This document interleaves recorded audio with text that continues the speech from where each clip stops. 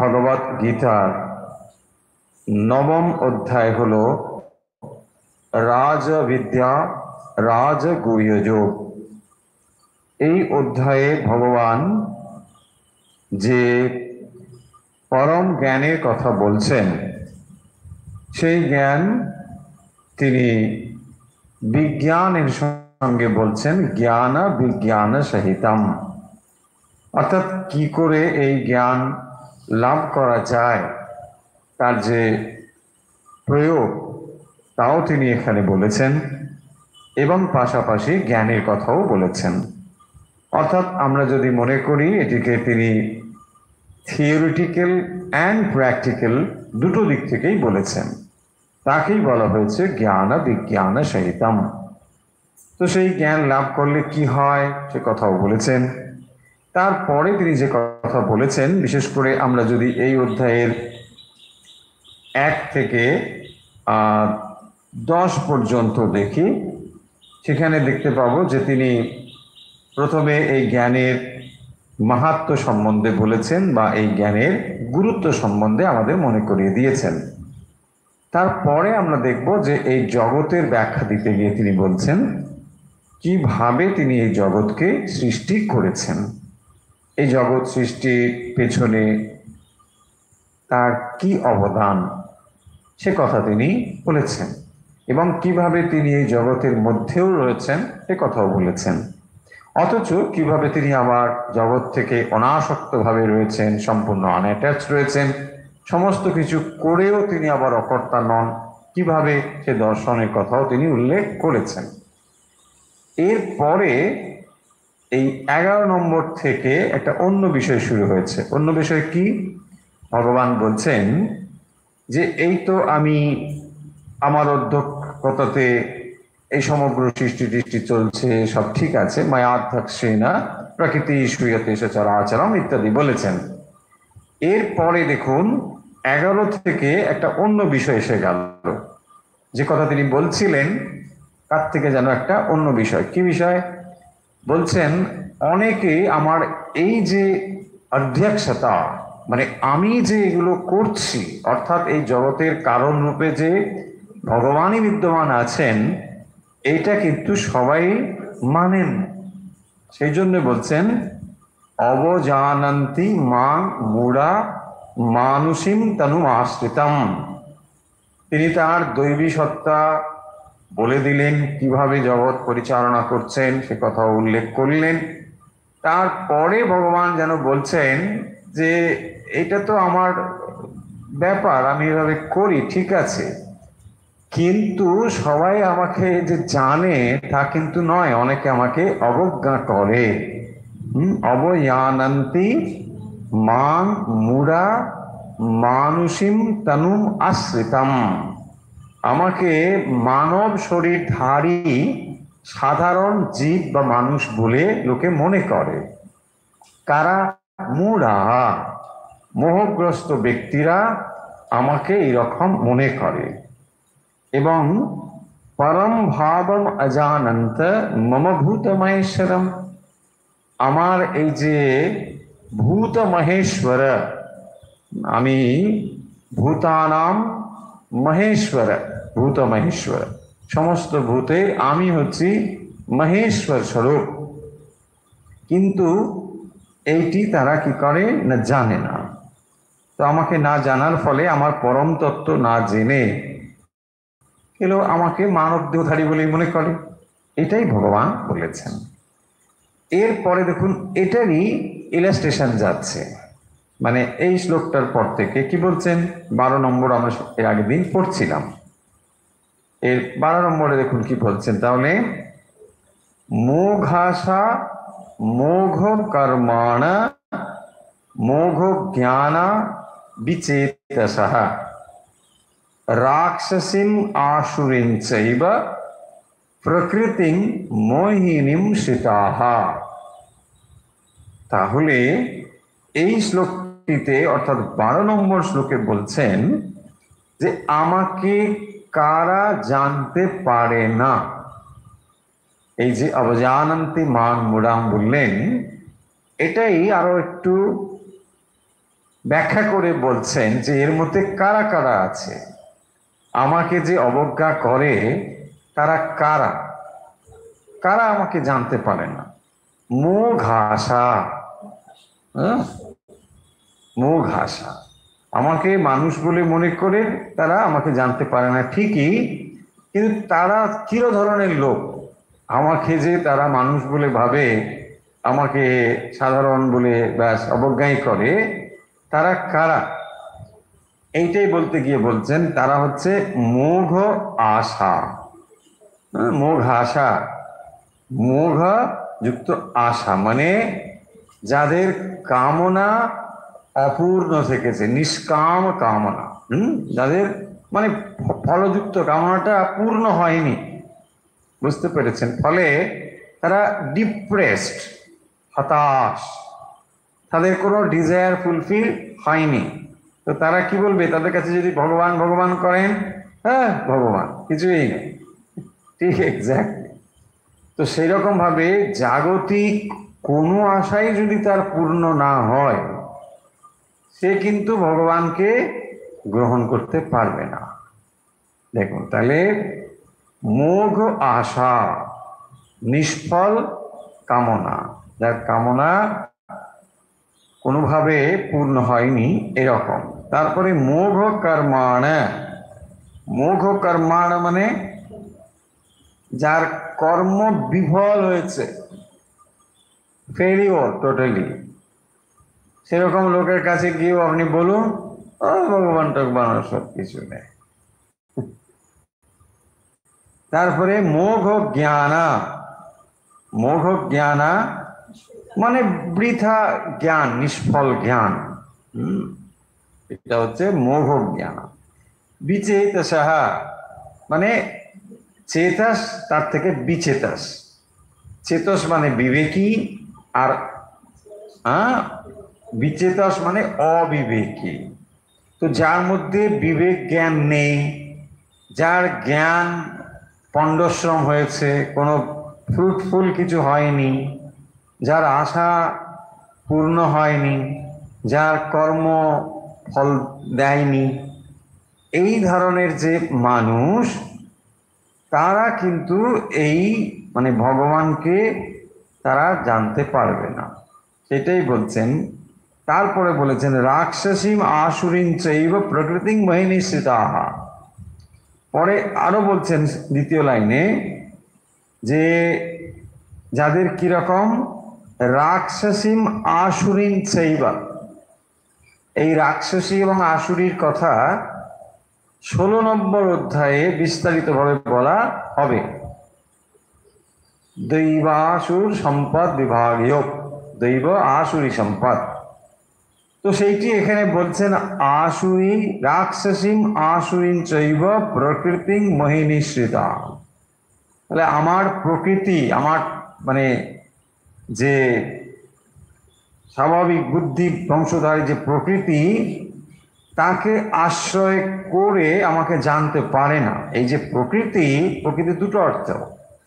প্রকৃতি অর্থ মানে এক, আমরা যেমন ঈশ্বরের যে মহামায়া প্রকৃতি, এটিও যেমন তিনি আশ্রয় করে জগৎ সৃষ্টি করছেন, আবার মানুষের মধ্যেও প্রকৃতি বা নেচার বা তার টেন্ডেন্সি এটাও রয়েছে।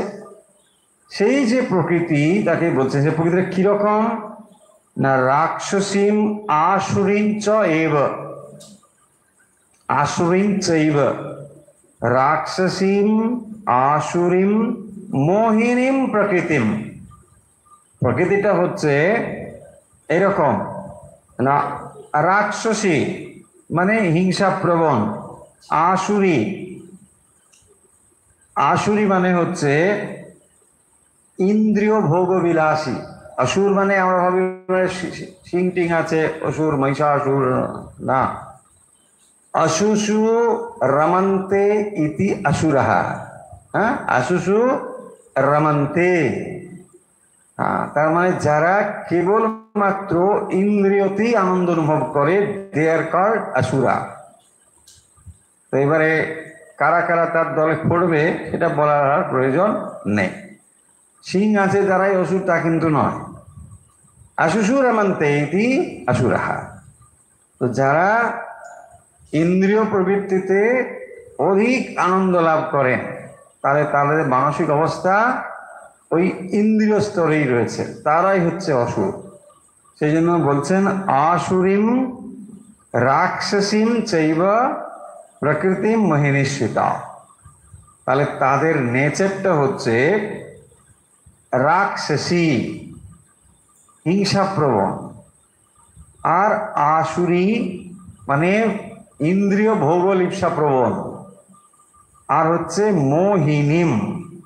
তো যাদের এরকম প্রকৃতি হবে তারা কি করবেন না, স্বভাব সীতা এব আমাকে অবমাননা করে, তারাই আমাকে অবমাননা করে। তাহলে ভগবানকে জানবার ইচ্ছে কাদের হয় না? দেখুন পরিষ্কার উত্তর এখানে ভগবান দিয়ে দিয়েছে। হ্যাঁ, শ্রীরামকৃষ্ণ বলছেন না, দেখো এই এই লোকেদের না ভক্তি হয় না।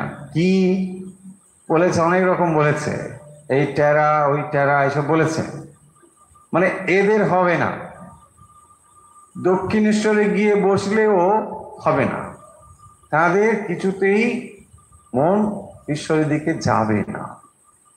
তিনি যেমন শারীরিক লক্ষণ আদি বলেছেন, এখানে ভগবান বলছেন তার প্রকৃতিটা কিরকম, নেচারটা কিরকম। এই ধরনের নেচারের যারা মানুষ তারা ঈশ্বরকে অবজ্ঞা করে। আরে ভগবান টগবান আবার কি, ভগবান কেউ নেই।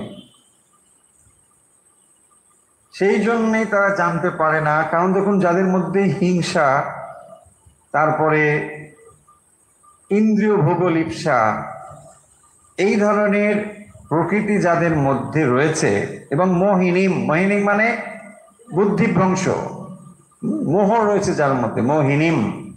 ফলে এইরকম যাদের অবস্থা রয়েছে তাদের কাছে এই ধরনের ভগবান এসব বললে তারা মানবে না, বিশ্বাস করবে না। সেই জন্যে এখানে যে অবজানন্তি মাং মুরাম, এটাকেই আর একটু বিস্তারিত করে এই 11 নম্বরে বলেছেন। তাহলে মোঘাসা মানে নিষ্ফল কামনা যুক্ত। দেখুন এখানে প্রশ্ন হবে যে আচ্ছা, কামনা থাকবে তাহলে সে আবার ঈশ্বরের দিকে মন দেবে, এটা কি করে হয়? নিষ্ফল কামনা মানে তার জাগতিক বিষয়ে কোনো কামনাই যখন পূর্ণ নয়, এরকম মানুষ ঈশ্বরে মন দিতে পারে না। তার মানে দেখুন, যে জাগতিক দিক থেকে খানিকটা সফল, যার ভেতরে কোয়ালিটিগুলো কিছু না কিছু ডেভেলপ করেছে, তার কর্মে একটা ফলপ্রাপ্তি হয়েছে, এই রকম মানুষের বরং সম্ভাবনা আছে ঈশ্বরে মন দেওয়ার, তাই না? তাহলে যে কিছুই করেনি, হ্যাঁ, তার পক্ষে হবে না। অর্থাৎ জাগতিক বিষয়ে যদি সে মন দিয়ে কর্মে কোথাও সফলতা পায়, তার ডিজায়ার যদি ফুলফিল হয়, তার জ্ঞান যদি যথার্থ রূপে কোথাও না কোথাও ফলপ্রসূ হয়, তাহলে সম্ভাবনা রয়েছে সে কিন্তু ইচ্ছে করলে ঈশ্বরে মন দিলেও দিতে পারে, তার ভেতরে বরং বিশ্বাস আসতে পারে। কিন্তু যার মধ্যে এগুলো নেই তার মধ্যে বিশ্বাস আসা কিন্তু খুবই মুশকিল। তাহলে বোঝা যাচ্ছে যে জাগতিক ব্যাপারটাকেও এখানে অবজ্ঞা করা হচ্ছে না। তার মানে একটা জড়জগতের মানুষ সে যদি তার নিজের ক্ষেত্রে সফল হয়, যে কোনো ক্ষেত্রে, তাহলে সম্ভাবনা আছে যে তার ভেতরে কিন্তু এই ভাবটা নেওয়ার সম্ভাবনা রয়েছে। সেই জন্য দেখবেন যার ভেতরে কোনো না কোনোভাবে শিক্ষা, কোনো না কোনোভাবে একটা উন্নতি এসব রয়েছে, তার পক্ষে এই ভাবগুলো গ্রহণ করা কিন্তু তুলনামূলকভাবে সহজ। এখন নিশ্চয়ই আমরা বুঝতে পারছি যে জাগতিক প্রসপ্যারিটি যাকে আমরা বলি, বা এখানে শিক্ষা, সভ্যতা ইত্যাদি সব এসে যাবে, সেগুলোর কিন্তু প্রয়োজন আছে। তার মানে একটা সামাজিক ব্যাকগ্রাউন্ড যদি তার ভালো থাকে, তার ফলে কিন্তু তার এই জিনিসগুলোতে মন দেওয়াটা সহজ হয়ে যাবে, তা না হলে এটা হবে না। তো যারা ধরুন ট্রাইবাল রয়েছে, কোনো মানুষই নয়, প্রগতিতে সবাই আমরা এগিয়ে চলেছি, কিন্তু তাদের কাছে আপনি হঠাৎ করে যদি এইসব কথা বলেন, ঈশ্বরীয় ভাব, তারা হয়তো অতটা গ্রহণ করতে নাও পারে, কারণ তাদের প্রবণতা কোন দিকে, ইন্দ্রিয় ভোগের দিকে প্রবণতা বেশি থাকবে, এটাই স্বাভাবিক। ব্যতিক্রম থাকতে পারে সবকিছুতে, কিন্তু ইন জেনারেল এটাই এখানে বলেছেন। রাক্ষসী আসুরিন চৈব প্রকৃতিং মহিনী সীতাহা। তাহলে তাহলে এই আশ্রিতগণ যারা, সীতাহা মানে আশ্রিতাহা, মানে যারা এই ভাবকে আশ্রয় করেন, কি ভাব? রাক্ষসী। রাক্ষসী মানে যার মধ্যে ঘৃণার ভাব রয়েছে, হিংসার ভাব রয়েছে, তাকে বলে রাক্ষসী। হিংসা, রাক্ষসী মানে তার মূল হচ্ছে হিংসা। তো যার মধ্যে হিংসা রয়েছে তার ভেতরে কিন্তু এইগুলো আসা খুব মুশকিল, কারণ সে ওইটাকেই আশ্রয় করেছে। দেখুন এখানে বিশেষণ দিয়েছে প্রকৃতিম, তিনটে স্ট্রং ওয়ার্ড এখানে রয়েছে। তিনটে স্ট্রং ওয়ার্ড হচ্ছে রাক্ষসীম, আসুরিম, মহিনীম। এগুলো হলো প্রকৃতির বিশেষণ। কিরকম প্রকৃতি? রাক্ষসী প্রকৃতি এবং আসুরি। তারপরে বলেছেন মোহিনীম। মোহিনীম মানে মোহগ্রস্ত। তাহলে মোহগ্রস্ত মানে ডিলিউটেড, মানে বুদ্ধিটা সেখানে কাজ করছে না। তাহলে বুদ্ধি যদি সেখানে কাজ না করে তাতে কি হবে? সত্যটাকে মিথ্যা, মিথ্যাটাকে সত্য বলে মনে হবে, এবং তার ফলে তার সিদ্ধান্ত ভুল হবে। এই ধরনের যারা, তারা ঈশ্বরকে অবজ্ঞা করবে, তাকে গ্রহণ করতে পারবে না। তাকে আমাকে অবজ্ঞা করে কারা? রাক্ষসীম আসুরিন চৈব প্রকৃতিং মহিনিশ্রিতাহা, আর মোঘাসা মোঘ কর্মাণা মোঘ জ্ঞানা বিচেতসাহা। হয়েছে 12 নম্বরে স্পষ্ট বোঝা গেল যে কারা আমাকে অবমাননা করে। আগেই বলেছে মূঢ়া, এবারে মূঢ়া কারা তারই একটা এখানে ব্যাখ্যা দিয়েছেন। কারা মূঢ়া, মোহগ্রস্ত কারা? এই হচ্ছে এরা মোঘাসা মোঘ কর্মাণা মোঘ জ্ঞানা বিচেতসহ রাক্ষসীম আসুরিন চৈব প্রকৃতিম মহিনিশ্রিতাহা। পরিষ্কার হয়েছে, প্রত্যেকটি ওয়ার্ড বোঝা গেল।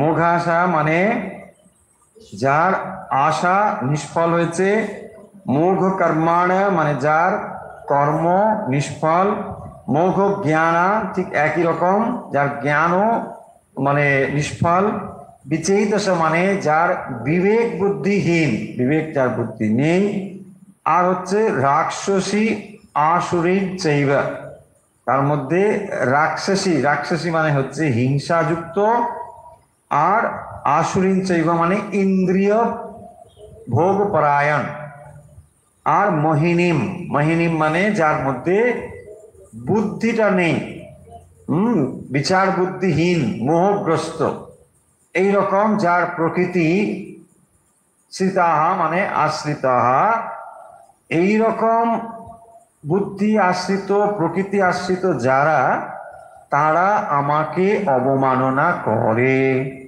হয়েছে? এই তাহলে কারা অবমাননা করে এটা ভগবান বলে। কিন্তু এরাই যে সব অবমাননা করেন, তাহলে এদেরকে কি বলা হয়? এদের বলে দুরাত্মা। এদেরকে বলা হয় দুরাত্মা।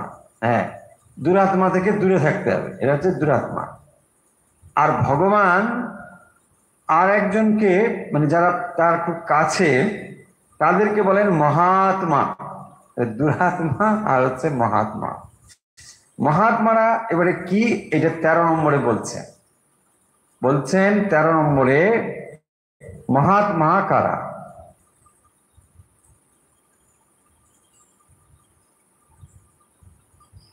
তেরো নম্বর শ্লোকটা এবারে পড়ি, চলো। মহাত্মানস্তু মাং পার্থ দৈবীম প্রকৃতিমাশ্রিতা ভজন্ত্যনন্যমনসো জ্ঞাত্বা ভূতাদিমব্যয়ম। মহাত্মানস্তু মাং পার্থ दैवीं प्रकृतिमाश्रिताः भजन्त्य अनन्यमनसो ज्ञात्वा भूतादिम अव्ययम्। 13 নম্বর আগে অর্থ দেখব। এই শ্লোকটিতে দেখুন কি বলছেন। পার্থ, পার্থ মানে হে পার্থ, সম্বোধন। হে পার্থ, দৈবীম,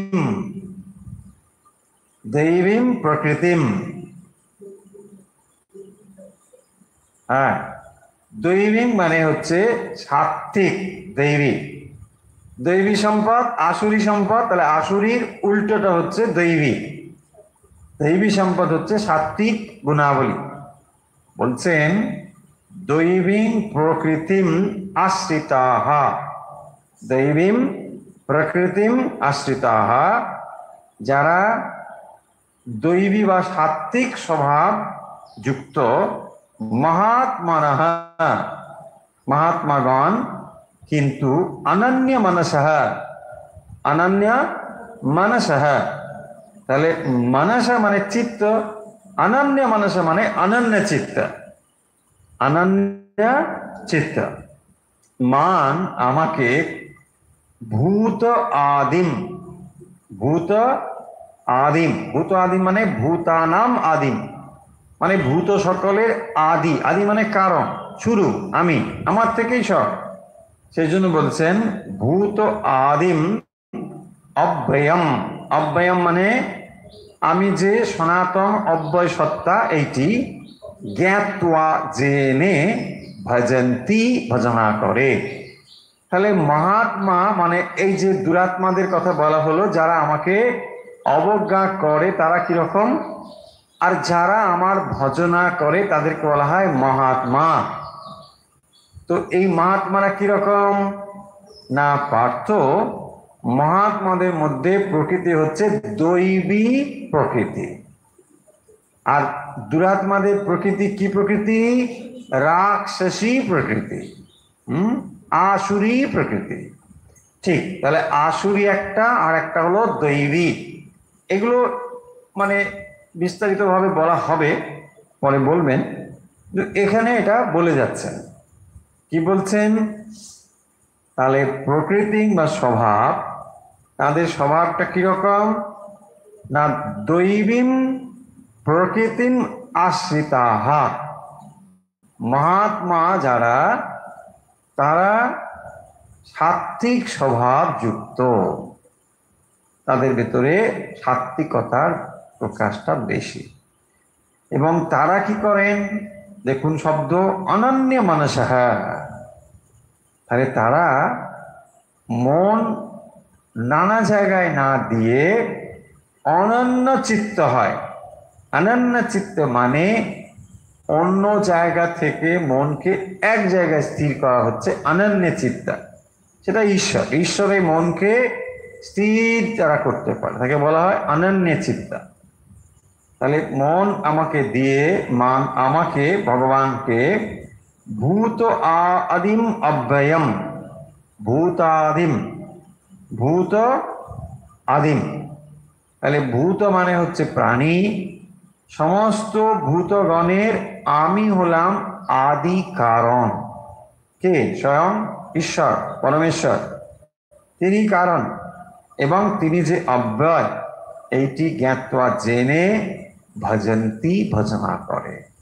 তাহলে মহাত্মাগণ সাত্ত্বিক স্বভাব সম্পন্ন হয়ে অনন্য চিত্ত হয়ে আমার ভজনা করে, এবং আমাকে কি বলে জানে না আমাকে অব্যয় বলে জানে, এবং আমাকে সমস্ত কিছুর আদি কারণ রূপে জানে।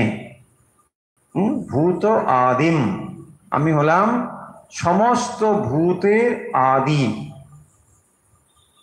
সেই জন্যে ভগবান হচ্ছেন ভূত আদিম, সমস্ত কিছু তার থেকেই হয়েছে, ফলে তিনি হচ্ছেন সবকিছুর কারণ। এই রূপে কারা জানতে পারেন তাকে না মহাত্মাগণ। তাহলে সাত্ত্বিকতা ছাড়া তাকে জানা যায় না। সাত্ত্বিক গুণসম্পন্ন হলেই পরে তখন তাকে জানবার ইচ্ছে হয়। সবাই সাত্ত্বিক হলেই যে তাকে জানবে তা নয়, কিন্তু জানবার ইচ্ছে হয়, তখনই তাকে জানবার চেষ্টা করে এবং তার ফলে পরিণামে কেউ কেউ তাকে জানতে পারে। তাহলে যখন কেউ আসুরি সম্পদ সম্পন্ন রয়েছে, সেখানে তামসিকতা এবং রাজসিকতা প্রবল রয়েছে। তাহলে তার তামসিকতা এবং রাজসিকতা প্রবল থাকার ফলে কখনোই ঈশ্বরের যে মানব রূপ ধারণ করে আসা, এইটাতে বিশ্বাস হবে না। দেখুন, তাহলে ভগবানের যে মায়া, সেই মায়ার দুটো দিক। একটি হচ্ছে ভগবান নিজেই বলছেন, একটি তার দৈবী মায়া আর একটা আসুরি মায়া, বা অন্য ভাষায় আমরা বলতে পারি যে একটা তার, ভগবান যেমন বলছেন বিদ্যা মায়া আর একটা অবিদ্যা মায়া। তাহলে দেখুন, সবটাই মায়ার মধ্যে। কিন্তু আপনি যখন ভগবানের ধ্যান করেন, এটাও মায়ার মধ্যে। আপনি যখন অন্য কিছু কাজ করেন, সেটাও মায়ার মধ্যে। যা কিছু করছেন সব মায়ার মধ্যে। ভগবানের ধ্যান করা, পুজো করা, সেটাও মায়াকে ছাড়িয়ে গেল না? কখন তাহলে মায়াকে ছাড়িয়ে যাচ্ছেন? যখন আপনি একেবারে মানে দ্বৈত তত্ত্ব থেকে অদ্বৈত তত্ত্বে চলে যাচ্ছেন, কেবল তখনই আপনি সম্পূর্ণভাবে মায়ার রাজ্যকে অতিক্রম করে গেলেন। শ্রীরামকৃষ্ণ জীবনের এক্সাম্পল, যখন মাকে তিনি ওই ওষি দিয়ে কেটে দিচ্ছেন, এই তখনই কেবল মায়ার রাজ্যকে তিনি ছাড়িয়ে চলে গেলেন। কি করে গেলেন দেখুন, তাহলে বিদ্যা মায়া অবিদ্যা মায়া, ওখানেও বিদ্যা মায়াকে আশ্রয় করছেন।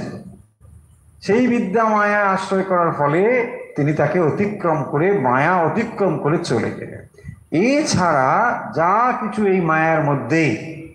তাহলে আপনি জপ করুন, ধ্যান করুন, মন্দিরে যান, সাত্বিক গুণ যা কিছু করছেন, সবই মায়ার মধ্যে, মায়ের বাইরে কিছু নয়। সেই জন্যেই সবই মহামায়ারই। মহামায়ার পারেই একমাত্র পরমেশ্বর ভগবান আছেন, কিন্তু এছাড়া সবটাই মহামায়া। তো এই যে মহামায়ার ক্ষেত্র, তার মধ্যে এখানে বলছেন যে একটি যেমন আসুরি বলা হলো, অপরটি দৈবী। এই দৈবী গুণ সম্পন্ন মানুষ যারা, তারা তাকে ভজনা করে।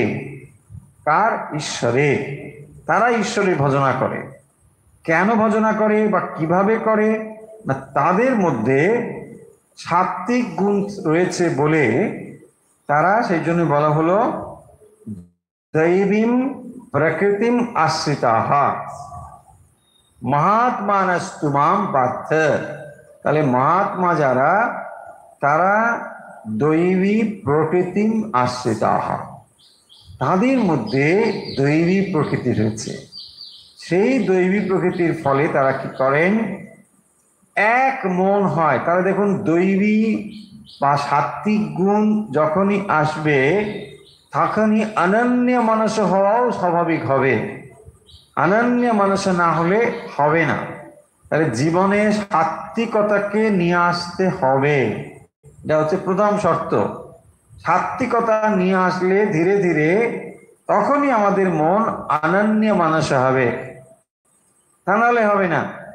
কারণ রাজসিকতা এবং তামসিকতার দ্বারা মন অনন্য মানস হতে পারে না। এবং এই অবস্থায় বলছেন জ্ঞাত্বা ভূতাদিম অব্যয়ম। তাহলে আমার এই ভূতাদিম অব্যয়, এই যে আমার পরম অবস্থা, এইটিকে তারা জেনে ভজন্তি, তারা ভজনা। কারা? মহাত্মা ভজন্তি। তাহলে মহাত্মাগণ আমার ভজনা করে থাকেন। কেন না, আমাকেই তারা অব্যয় বলে জানেন। হ্যাঁ, আমার খরচ নেই, আমার কোনো পরিবর্তন নেই, এটাই হচ্ছে অব্যয়। মানে আমি চিরকাল একই রয়েছে। তাহলে বদলে যাচ্ছে কোনগুলো? প্রকৃতিটা বদলে যাচ্ছে। প্রকৃতি মানে আমরা অন্য ভাষায় বললে ম্যাটার। তাহলে ম্যাটার গুলো শুধু বদলে বদলে যায়, কিন্তু এই ম্যাটারের সঙ্গে যে চেতন বা চৈতন্য, তার কোনো পরিবর্তন হয় না। চৈতন্য চিরকাল একই থাকে। আর ম্যাটার গুলো বদলে বদলে যায়। তাহলে এই যে ম্যাটার আমরা বাইরে জড়বস্তুগুলো দেখছি, এইগুলো দেখবেন সেই সত্য রজ তম তিন গুণেরই প্রকাশ। কারণ প্রকৃতির প্রকাশ সবই জড়বস্তু, যাকে আমরা স্থাবর বলি, তো সেগুলোর মধ্যে কি আছে? তামসিকতার প্রকাশটা বেশি। সেই জন্য তারা নড়তেও পারে না, চড়তেও পারে না, কথা বলতে পারে। আপনি একটা পাথর দেখুন, ওখানেই রয়েছে, কিন্তু তার মানে তার সেটা প্রকৃতির বাইরে নয়, ওটাও প্রকৃতি, কিন্তু সেই প্রকৃতির মধ্যে কেবল জড় অংশটাই বেশি রয়েছে, সেখানে গুণের বিকাশটা ঘটছে না, তামসিকতাটা অধিক রয়েছে। কিন্তু এই মানুষই দেখুন আবার এই প্রকৃতি থেকে সৃষ্ট, কিন্তু সে পারে এখানে সত্য রজ তমগুলোকে চেঞ্জ করতে পারে। এইটা মানুষের মধ্যে রয়েছে। কি করে হলো এটা? না, মানুষের মধ্যে বিশেষ গুণ দেওয়া হলো যে সেও কিন্তু ম্যাটারের মতো, ম্যাটারই, কিন্তু এর সঙ্গে একটা যে যুক্ত করা হলো সেটা হচ্ছে সূক্ষ্ম শরীর। এই সূক্ষ্ম শরীরটি থাকার ফলে তার ভেতরে কি হলো? তাহলে মন ইন্দ্রিয় দেওয়া হলো। এই মন ইন্দ্রিয় দেওয়ার ফলে এই যে প্রকৃতিগুলো সূক্ষ্ম সূক্ষ্ম রূপ, এইগুলোকে সে কি করতে পারে? চেঞ্জ করতে পারে। একটা পাথর চিরকাল পাথরই থাকবে, তার কোনো পরিবর্তন হবে না। কিন্তু মানুষ কি করতে পারবে? নিজের প্রকৃতিকে চেঞ্জ করতে পারবে। এই এবিলিটিটা মানুষের মধ্যে রয়েছে। কি করে এলো? এই সূক্ষ্ম শরীরের দ্বারা। সূক্ষ্ম শরীরের দ্বারা সে নিজেকে প্রাণ শক্তি রূপে অনুভব করছে, জীবন্ত লিভিং বিং, এবং তার ফলে এই সত্য রজতম সেখানেও কাজ করছে। কিন্তু সে যেটা করতে পারে, যে তামসিকতাকে জয় করে রাজসিক এবং সাত্ত্বিকতাকে নিয়ে আসতে পারে। এইটা করতে পারলে তার বুদ্ধি সাত্ত্বিক হবে, এবং সেখানেই সে সেই পরমেশ্বরের আরাধনা করতে পারবে, এবং তারপরে আলটিমেটলি সেই পরম তত্ত্বকে সে জানতেও পারবে। দেখুন, এইভাবে এই জিনিসটি তৈরি হয়েছে। তাহলে আপনি আমি বাস্তবিক জড়ই, কিন্তু সেই জড়ের সঙ্গে এই সূক্ষ্ম শরীর সংযুক্ত হওয়ার ফলে, কারণ শরীর এর ফলে আপনি এখন সেই যে চেতন, ওই পাথরের মধ্যেও চেতন আছেন, আপনার ভেতরেও চেতন আছেন। সেই চেতন হচ্ছেন পরমেশ্বর স্বয়ং চৈতন্য কনসিয়াসনেস। কিন্তু এখানে আলাদা হলো আপনার সূক্ষ্ম শরীর। সেই সূক্ষ্ম শরীর সংযুক্ত হওয়ার ফলে আপনি নিজের মধ্যে প্রাণ শক্তির অনুভব করছেন, লিভিং বিং ভাবছেন। ওই পাথরের মধ্যেও যদি আমরা সূক্ষ্ম শরীরকে প্রবিষ্ট করাই, ঢুকিয়ে দিই, তাহলে ওটাও এখন জীবন্ত হয়ে যাবে। এই হলো তফাৎ, একটা মানুষের সঙ্গে আর কোনো তফাৎ নেই। এখন তাহলে মানুষ কি করতে পারে? না, মানুষ এই বুদ্ধিগুলোকে দিয়ে তার সাত্ত্বিকতাকে সে নিয়ে আসতে পারে জীবনে। তাহলে একজন মানুষ অসুর থেকে মহাত্মা হয়ে যেতে পারে। কি করে পারে? এইগুলো থেকে পারে। হ্যাঁ, এইগুলো দেখবেন ওই দৈবাসুর সম্পদ বিভাগ জগতে বলা হয়েছে যে কোনগুলো দৈবী সম্পদ আর কোনগুলো আসুরি সম্পদ। তাহলে সম্পদ মানে হচ্ছে ওয়েলথ, তাই না? দেখুন, ওয়েলথ তিন রকমের ওয়েলথ হতে পারে। একটা জাগতিক ওয়েলথ, জাগতিক সম্পদ, আপনি এই ব্যবহারিক জগতে ব্যবহার করার জন্য টাকা পয়সা ডলার এইগুলো হ্যান্ডেল করেন, তো এটা হচ্ছে জাগতিক বা ব্যবহারিক সম্পদ। আরো দু রকমের সম্পদ, যেটা ভগবান ভগবদ গীতায় বলছেন দৈবী সম্পদ, আসুরি সম্পদ। তাহলে ওটাও একটা ওয়েলথ, ওটারও সম্পদ। এখন প্রশ্ন হচ্ছে আপনি কোন সম্পদটাকে রাখবেন। যদি বলেন যে আমি আসুরি সম্পদ, তাহলে আপনি অসুর হয়ে যাবেন। আর আপনি যদি বলেন আমি সাত্ত্বিক রাখবো, তাহলে আপনি ভালো মহাত্মা হবেন। এখন চয়েস করুন, চয়েস আপনার, তাই না? আপনি কোনটা নেবেন দেখুন, তাই না? এই সিম্পল ব্যাপার। ভগবান বলছেন তুমি অসুর হবে, তাই বলো। আর যদি বলো না আমি মহাত্মা হব, দুরাত্মা হতে চাই না, ব্যাস, তাহলে তুমি এই করো, হয়ে যাবে, সিম্পল। তাহলে সম্পদের ওপরেই সব নির্ভর করছে। সম্পদটাই ব্যাপার। আপনি জড়জগতের সম্পদ, আবার এই জড় সম্পদকেও আপনি মানে আসুরি এবং দৈবীতে রূপান্তর করতে পারেন। যেমন ভাবে সম্পদটাকে ব্যবহার করবেন সেই অনুযায়ী সেই সম্পত্তি আসুরি গুণ অথবা দৈবী গুণ নিয়ে আসবে। দেখুন, অর্থ আপনার রয়েছে, আপনি অর্থকে কি করেন, যথাযথ ব্যবহার করতে করতে পানাসক্ত হলেন বা অন্য কোনো আসক্ত হলেন, দেখুন তাহলে কি হয়ে গেল, আসুরি সম্পদ ডেভেলপ হয়ে গেল। কিসের দ্বারা? এই জাগতিক সম্পদের দ্বারা। জাগতিক সম্পদের দ্বারা আপনি আসুরি শক্তিকে ডেভেলপ করতে পারেন। আবার ওই সম্পদের দ্বারাই আপনি দৈবী সম্পদও তৈরি করতে পারেন। আপনি ওই সম্পদ দিয়ে মানুষের সেবা করছেন, মানুষের কাজ করছেন, মানুষের কাছে দাঁড়াচ্ছেন, হ্যাঁ ঠিক হতে পারে, মানুষের উপকারে কাজে লাগাচ্ছেন। তাহলে একই জিনিস দেখুন, ব্যবহারের তারতম্যে সেটা দৈবী অথবা আসুরি হয়ে যাচ্ছে। এক্স্যাক্টলি। এবং বাস্তবিক শুধু সম্পদ নয়, এই সমগ্র জগৎটিকে আমরা যেভাবে দেখছি বা যেভাবে আমরা ব্যবহার করছি তার দ্বারাই আমরা গড়ে উঠছি। আমরা যে একটা মানুষ হয়ে ধীরে ধীরে পরিণত হচ্ছি, সেই পরিণত হওয়ার অবস্থাই হচ্ছে জগৎ। আপনি জগৎকে দেখে যেমন যেমন করছেন, যেভাবে রিয়্যাক্ট করছেন, সেই রিয়াকশনের দ্বারাই মনের উপরে অভিঘাত দ্বারা সংস্কার তৈরি হচ্ছে, ব্যাস।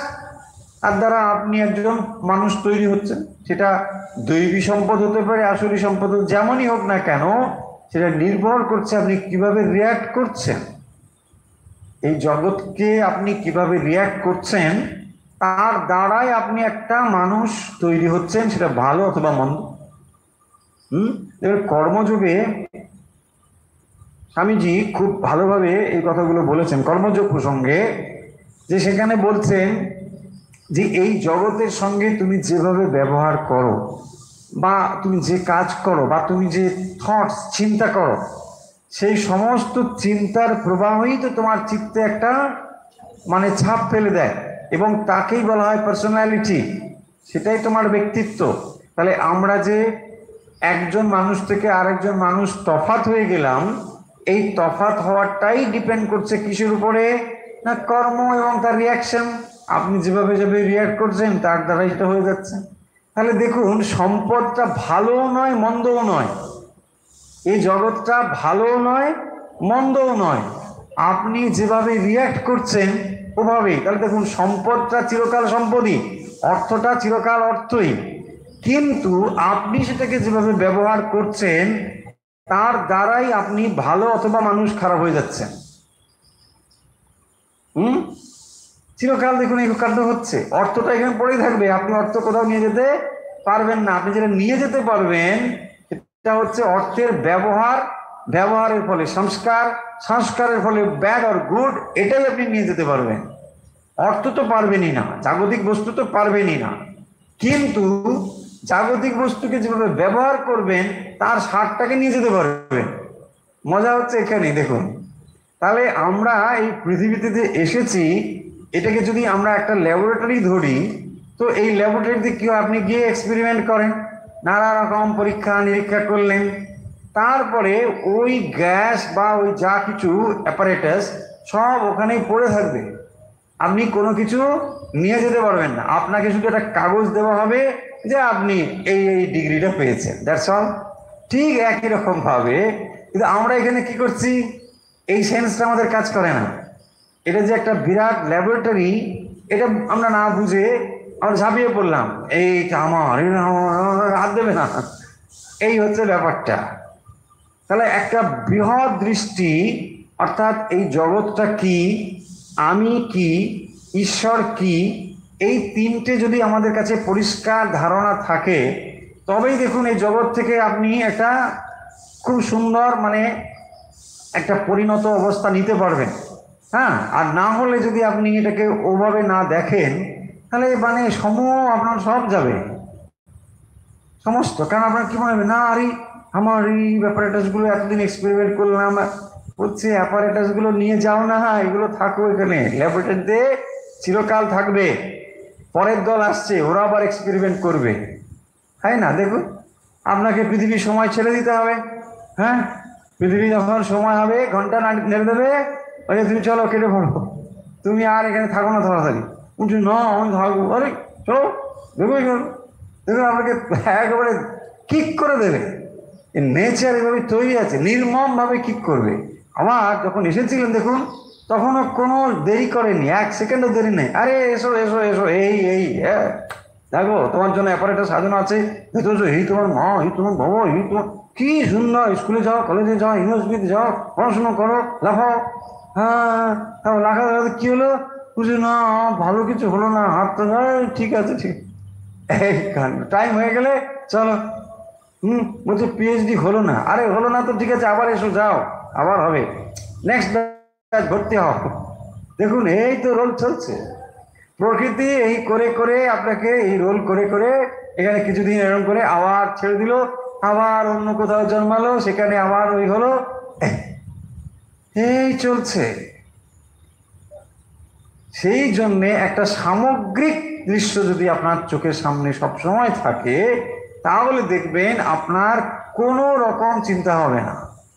সামগ্রিক চিন্তা থেকে যদি আপনি সংকীর্ণ চিন্তার মধ্যে ঢুকে পড়েন, তাহলে দেখবেন দুঃখের অবকাশ নেই, মানে দুঃখের শেষ নেই, দুঃখ দুঃখ দুঃখ থাকবে। সেই জন্যে সামগ্রিক দৃষ্টি থেকে আমরা যখন ক্ষুদ্র একটা জিনিস হয়ে যায়, তখনই সমস্যাটা হয়। কারণ যেমন দেখুন, কেউ হয়তো একজনের থেকে সম্পদটা নিয়েছে, চুরি করেছে বা কোনো কিছু। এখন এই যে চুরি করেছে মানে কি, তার সামগ্রিক থেকে সে একটা ছোট্ট জায়গা থেকে নিয়ে এলো, এই যে সমগ্রকে বাদ দিয়ে সংকীর্ণ অবস্থায় হয়ে গেল, এটাই দোষণীয়। এবং তখনই কি হবে, তা চুরি করেছে, তার শাস্তি হবে, মুক্ত মুখ যা কিছু হওয়ার হবে। ফলে এই সামগ্রিক দৃষ্টি, তাহলে আপনি কার থেকে চুরি করেন, তার মানে দেখুন ওটাও ব্যবহার, এবং সেই ব্যবহারটা কোথায় গিয়ে যুক্ত হবে, আপনার মনের উপর গিয়ে যুক্ত হবে। টোটাল জিনিসটা ঠিক এভাবেই সাজানো আছে। তাই আপনি যা কিছু করছেন, এই জগতের বস্তুগুলো আপনি একটাও নিতে পারবেন না, কিন্তু নিতে পারবেন এই বস্তুগুলোকে আপনি কিভাবে ব্যবহার করছেন। সেখান থেকে আপনি হয় অসুর হয়ে উঠতে পারেন, নয় আপনি মহাত্মা হয়ে উঠতে পারেন। এটাই ভগবান এখানে বলছেন, যে তাহলে আমাকে অবজ্ঞা করে কারা, এটা 12 নম্বরে বললেন। 13 নম্বরে বলছেন কারা আমাকে, মানে ভজন্তি, আমার ভজনা কারা করে। কারা ভজনা করে? এরাই ভজনা করে। তাহলে যাদের মধ্যে এরকম দৈবী প্রকৃতিম আশ্রিতা, যাদের মধ্যে দৈব ভাব, দৈব সত্তা খানিকটা হলেও রয়েছে, তারাই কি করে না, অনন্য মানস। তাহলে ধীরে ধীরে তারা অনন্য মানস হয়, সাত্বিকতা আসে, এবং তারপরে ভগবানকে তারা মানে বিশ্বাস করতে পারে। এটাই হয়। দেখুন পরের লাইনে ঠিক একই রকম, এই যে এখানে বলছেন ভজন্তি অনন্য মানসা, ঠিক ওই জিনিসটিকে আবার বলছেন 14 নম্বরে। লক্ষ্য করুন, শ্লোক নম্বর 14। সততম কীর্তয়ন্তো মাম যতম তস্য দৃঢ়ব্রতা নমস্যন্তশ্চ মাং ভক্ত্যা নিত্যযুক্তা উপাসতে। 14 নম্বর শ্লোক কি বলছেন? সততম কীর্তয়ন্তো মাম। সততম মানে সর্বদা। কারা, কাদের কথা বলছেন? ওই যে মহাত্মা যারা, যারা অনন্য চিত্ত, তারা কি করেন? সততম সদা মাং, আমার কীর্তয়ন্ত, সব সময় আমার গুণকীর্তন করেন। কীর্তয়ন্ত আমার কীর্তন করেন। তারপরে বলছেন যথান্ত যত্নশীল দৃঢ়ব্রতা আছে, মানে যত্নশীল এবং দৃঢ়ব্রত হয়ে ভক্ত্যা, ভক্তিপূর্বক নমস্যন্ত, আমাকে নমস্কার করে, নিত্যযুক্ত আছে উপাসতে, আমার ভজনা করেন। তাহলে তারা যে ভজনা করেন, কিভাবে ভজনা করেন সেটি বলছেন সততম। তাহলে তারা পার্ট টাইমার নয়, সততম। হ্যাঁ, সততম মানে সর্বদা। তারা পার্ট টাইম ভক্ত নয়। কিরম ভক্ত? পার্ট টাইম হয় না, কিছু করে পার্ট টাইম করছে। কি করছো না? পার্ট টাইম জব, মানে ফুল টাইমটা অন্য জায়গায় আছে, আর একটা পার্ট টাইম করছে। ভক্ত কিরম ভক্ত? পার্ট টাইম ভক্ত। কখন ভক্ত? সকালে 10 মিনিট, সন্ধ্যায় 10 মিনিট। অন্য সময় কি করো? বিজনেস। সেরকম হলে হবে না। তাহলে তারা কারা? সততম কীর্তয়ন্ত মাম। তাহলে এই প্রশ্ন হবে যে আচ্ছা তারা সবসময় কীর্তন করে, মানেটা কি? তারা কীর্তন করছে খঞ্জনি নিয়ে, হ্যাঁ, সততম কীর্তয়ন্ত মাম। তারা কি করছেন তাহলে? না, মাম মানে আমাকে তারা সবসময় কীর্তয়ন্ত, আমার কীর্তয়ন্ত মানে সমস্ত কিছুর ভেতর দিয়েই তারা আমাকেই ভজনা করছেন। তারা যা কিছু করছেন সেটাই আমার কীর্তি গাথাকে তারা আরো বেশি প্রকাশিত করছেন, প্রচারিত করছেন। সমস্ত কর্মের মধ্যে দিয়ে, সমস্ত চিন্তার ভেতর দিয়েই সেই ভগবত লীলাকে তারা প্রকাশ করছেন। ধরুন একজন ভগবানের ভক্ত, তিনি অনন্য চিত্ত হয়ে হয়তো কীর্তন করছেন না। এখানে যে ওয়ার্ডটি রয়েছে কীর্তন, মানে আমরা ভাবি সংকীর্তন করা ইত্যাদি, সবসময় এটা তাও নয়। এখানে কীর্তন করা মানে হচ্ছে তার ভেতর দিয়ে তার শক্তিটাকে প্রকাশ করছেন। হতে পারে ধরুন সে একজন লেখক, তিনি একজন সমাজ সেবক, তার যে কাজ, সেই কাজের ভেতর দিয়েই তিনি ভগবানের মহিমাকে প্রচার করছেন। এটাই হচ্ছে কীর্তন, তাই না? সেই জন্য দেখুন কীর্তয়ন্ত, কিরকম তিনি না যত্ন। দেখুন যতন্তা শব্দগুলো লক্ষ্য করুন। যতন্তা মানে হচ্ছে যত্নশীল। তাহলে অত্যন্ত যত্নশীল তারা, মানে এলোমেলো নয়, এটা বোঝা যাচ্ছে। যত্নশীল এবং দৃঢ়ব্রত, এবং অত্যন্ত দৃঢ়ব্রত, মানে একটা সংকল্প তাদের মধ্যে আছে, এইটাই। তাহলে দৃঢ়ব্রত হয় যতন্ত ভক্ত্যা, ভক্তিযুক্ত। দেখুন এই ভক্তিযুক্ত না হলে জিনিসটি হতো না, সেই জন্য ভক্ত্যা। এমনি দেখবেন জাগতিক কোনো কিছুতে এই যতন্ত হতে পারে। একজন মানুষ দেখবেন তিনি হয়তো একটা বিরাট পোস্টে কাজ করছেন, তার মধ্যে ডেফিনেটলি যত্নশীলতা রয়েছে, নাহলে এটা হবে না। তারপরে দৃঢ়ব্রত হওয়া, দৃঢ়ব্রতও তার মধ্যে রয়েছে, কিন্তু তার মধ্যে ভক্তি নেই। ভগবত ভক্তি যদি না থাকে তাহলে সেটা হবে না। এটা দেখবেন সেই কর্ম বন্ধন হবে, মুক্ত হতে পারবে না, বা ঈশ্বর প্রীতির জন্য এটা হবে না। সেই জন্য এখানে ভক্তিযুক্ত করা হয়েছে। নিশ্চয়ই আপনাদের ভাগবতের যে পাঠ তাতে মনে আছে যে যেখানে ব্যাসদেব ভগবানের এত শাস্ত্র রচনা করেছেন, কিন্তু কোথাও তিনি ভক্তির কথা প্রচার করেননি, বা ভগবানের যে লীলা কথা এটি করেননি। সেই জন্যে নারদ তাকে বলছেন না, ভক্তি সংযুক্ত হতে হবে। এবং ওখানে মাহাত্মে দেখবেন ভক্তি মাতার কথাও রয়েছে। সে ভক্তি মাতার কথা আমরা পরে আসবো। যে সেই ভক্তি মাতা মানে এখানে সেটি বলছেন যে ভক্তিয়া, ভক্তিপূর্বক, ভক্তি সংযুক্ত না হলে এটা হবে না। নমস্যন্ত, তারা কি করেন? আমাকে নমস্কার করে। নিত্যযুক্ত, নিত্য সমাহিত চিত্ত হয়ে উপাসতে আমার ভজনা করে। তারাই হচ্ছেন মহাত্মা। তাহলে যারা মহাত্মা তার ভজনা করেন, তারা কিরকম করেন? দেখুন এটা যেমন এখানে ভগবান মহাত্মাদের কথা বলছেন, তাহলে যারা আমরা তার ভক্ত হতে চাই তাদেরও এই কথা মনে রাখার জন্য কি বলছেন তাহলে? সততম কীর্তয়ন্ত, সব সময় তাকে মনে রাখা। শ্রীরামকৃষ্ণ এক্সাম্পল দিয়ে বুঝিয়ে দিয়েছেন কিভাবে। বলছে দাঁতের ব্যথা, কিন্তু সে অনেক কাজ করছে, এটা করছে সেটা করছে, কিন্তু মনটা দাঁতের দিকেই রয়েছে। দেখুন সততম। তাহলে সারাদিন আপনি অনেক কাজ করেন, সবসময় যে ঠাকুর ঘরে গিয়ে কীর্তন করেন তা তো হয়তো নয়, কিন্তু যা আপনি করেন সমস্ত ওই ভগবত ভাবকেই উদ্দীপিত করে, তাকেই বলা হবে সততম। আপনি দেখবেন দাঁতের ব্যথা হচ্ছে, চা করছেন, করতে ঠিক আছে ঠিক আছে, আবার একটু করতে করতে ওখানে গিয়ে হচ্ছে কি না? তো তার মানে দেখুন সবই হচ্ছে, কিন্তু একবার করে হয়ে উঠছে। এই যে দাঁতের ব্যথাটা আপনাকে স্মরণ করি, দাঁতের ব্যথা কিন্তু আছে, ঠিক, কিন্তু আপনি তার মানে তো এই নয় যে দাঁতের ব্যথা আছে বলে শুয়ে সবসময় দাঁত দাঁত করছেন, তা তো করছেন না, সবই করছেন, কিন্তু তার ভেতরেও দাঁতের ব্যথা রয়েছে। শ্রীরামকৃষ্ণ বহুভাবে বুঝিয়েছেন, বলছেন উপপতি বা উপপত্নী এক্সাম্পল দিয়েছেন, যে উপপতি উপপত্নী উপপতির প্রতি যে ভালোবাসা, বলছে সারাদিন সে সব কাজ করছে কিন্তু তার মনটা ওখানে আছে, মানে ভাবটা নিয়েছে, ভারী সুন্দর এক্সাম্পল দিয়েছে। তার মানে সে তো সারাদিন শুয়ে রয়েছে বা কাজ কিছু করছে না তা তো নয়, সব কাজ করছে।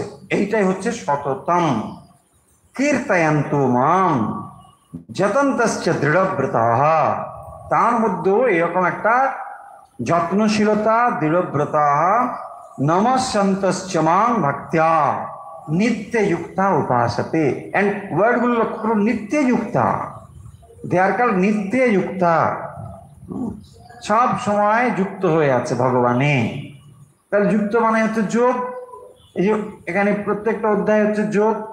ঠিক একই রকম ভাবে যিনি সতত যুক্ত হয়ে আছেন ভগবানের সঙ্গে, নিত্যযুক্ত, তিনি হচ্ছেন ভগবানের এই যে মানব শরীর ধারণ করে তিনি যে আসেন, এইটা তিনি তখন বিশ্বাস করেন, জানেন এবং তাকে ভজনা করেন। উপাসতে নিত্যযুক্তা উপাসতে, তারই উপাসনা করেন। উপাসনা মানে উপমানে সন্নিকটে, কাছে, তার কাছে এসে তার উপাসনা করে। নিত্যযুক্তা উপাসতে, সব সময় তার সান্নিধ্য অনুভব করেন। উপাসনা, উপাসনা কথার অর্থ হলো উপমানে সন্নিকটে, ঈশ্বর সন্নিকটে অবস্থানের নামই হচ্ছে উপাসনা। সেই জন্যে তার স্থূল রূপটি হচ্ছে ঠাকুর ঘরের মূর্তি সাজিয়ে ফুল চন্দন দিয়ে সেখানে আপনি উপাসনা করেন, এটা তার স্থূল রূপ। কিন্তু এই স্থূল রূপ অভ্যাস করতে করতে সূক্ষ্ম রূপটি হবে, সেটা কি? আর ফুল চন্দন দরকার হবে না, তখন আপনি মনে মনেই তার সান্নিধ্য অনুভব করবেন, সেটা উপাসনা। কিন্তু এই উপাসনাটা কিরকম? আমি চোখ বন্ধ করে ভগবানকে অন্তরে অনুভব করে, এটা হচ্ছে উপাসনার আরো সূক্ষ্ম সূক্ষ্ম রূপ হলো। তাহলে উপাসনার স্থূল রূপ রয়েছে, সূক্ষ্ম রূপ রয়েছে, এইভাবে এটা হচ্ছে উপাসনা। তারা এইভাবে উপাসনা করেন। সততম কীর্তয়ন্তু মাম যতন্তশ্চ দৃঢ়ব্রতাঃ নমস্যন্তশ্চ মাং ভক্ত্যা নিত্যযুক্তা উপাসতে। এবং এই ঈশ্বরের প্রতি ভক্তি হলে পরে কেউ মানে আরো বেশি যত্নশীল হবে, আরো বেশি দৃঢ়ব্রতা হবে। দেখবেন তার যে জাগতিক যে গুণাবলী যদি কিছু থাকে, নিশ্চয়ই থাকবে, সেই গুণাগুলি যদি ভক্তিযুক্ত হয়ে ঈশ্বরে সমর্পিত হয়, তাহলে এই গুণগুলো আর অনেক বেড়ে যাবে। এই যে এখানে বলেছেন যতন্তশ্চ দৃঢ়ব্রতাঃ, এগুলো তার মধ্যে আরো বাড়বে। ধরুন কেউ যদি সঙ্গীত তার গুণ থাকে, সঙ্গীতজ্ঞ, তিনি সঙ্গীত জানেন, দেখবেন ঈশ্বরে সমর্পিত হয়ে যদি তিনি সঙ্গীত করেন, এটা আরো তার মধ্যে বাড়বে। হ্যাঁ, এবং তার মধ্যে যতন্ত দৃঢ়ব্রতা, কারণ তিনি ঈশ্বরের জন্য করছেন, কোনো মানুষকে খুশি করার জন্য নয়। মানুষকে খুশি করার জন্য যে শিল্প তা হচ্ছে নিম্নমানের শিল্প, ভগবানকে করবার জন্য যে শিল্প তা উচ্চ মানের এবং সর্বশ্রেষ্ঠ শিল্প। ভগবানই আপনাকে সেই গুণ দেবেন। এরকম সঙ্গীত, নৃত্য, কলা, যে কোনো ক্ষেত্রে যার যেটা রয়েছে, এটা এখানে সততম কীর্তয়ন্তু মাম, তাহলে এটা দিয়েও ভগবানের কীর্তন গাথা করা যায়, এটাও একরকম। তারপরে ভগবান আপনাকে যে গুণাবলী দিয়েছেন, সেই গুণ ভক্তিযুক্ত হয়ে ঈশ্বরে সমর্পিত হলে সেই গুণ আরো প্রবল আকার ধারণ করবে, আরো বেশি পরিমাণে সেটা হবে, আরো অনেক অধিক পরিমাণে হবে। এটাই। চলুন তাহলে আজকে আমরা শেষ করব। আজকে আমরা পড়লাম 12, 13 এবং 14। 12, 13 এবং 14। 12 আগের দিন একটু পড়েছিলাম, 13 এবং 14। তাহলে 12র কথা কি? 12র বক্তব্য হচ্ছে যে যারা ভগবানকে, কারা ভগবানকে মানে অবমাননা করে বা অবজ্ঞা করে, তাকে ঈশ্বরীয় রূপে জানতে কারা পারে না, তারা হচ্ছেন এরা মোঘাসা, মোঘকর্মা ইত্যাদি। আমরা ব্যাখ্যা করে বলেছি। এরপরে 13 নম্বরে বলছেন কারা তাকে জানে, তারা হচ্ছেন মহাত্মা। সেই মহাত্মা কারা? যাদের মধ্যে দৈবী প্রকৃতি আশ্রিতাহা, যারা দৈবী প্রকৃতি যাদের মধ্যে রয়েছে তারাই তাকে কি করে জানতে পারে না, অনন্য মানসা। দেখুন রয়েছে অনন্য মানসো জ্ঞাত্বা, তাহলে তাকে অনন্য মন না হলে জানা যায় না। মন একটু এদিকে মন একটু ওদিকে দিয়ে জানা যায় না। শ্রীরামকৃষ্ণ কি বলছেন না, একটু ছুঁচের ভেতরে যদি ওই ফেসু থাকে, আঁশ থাকে, তাহলে সেটা ঢুকবে না। ঠিক ওই রকম ভাবে সামান্যতম যদি ডিজায়ার থাকে সেটা হবে না, অনন্য মন হবে না। তাহলে অনন্য মন হলেই একমাত্র তাকে লাভ করা যায়, এবং সেটা হচ্ছে তাদের মধ্যে সম্পদ, যাদের দৈবী সম্পদ রয়েছে।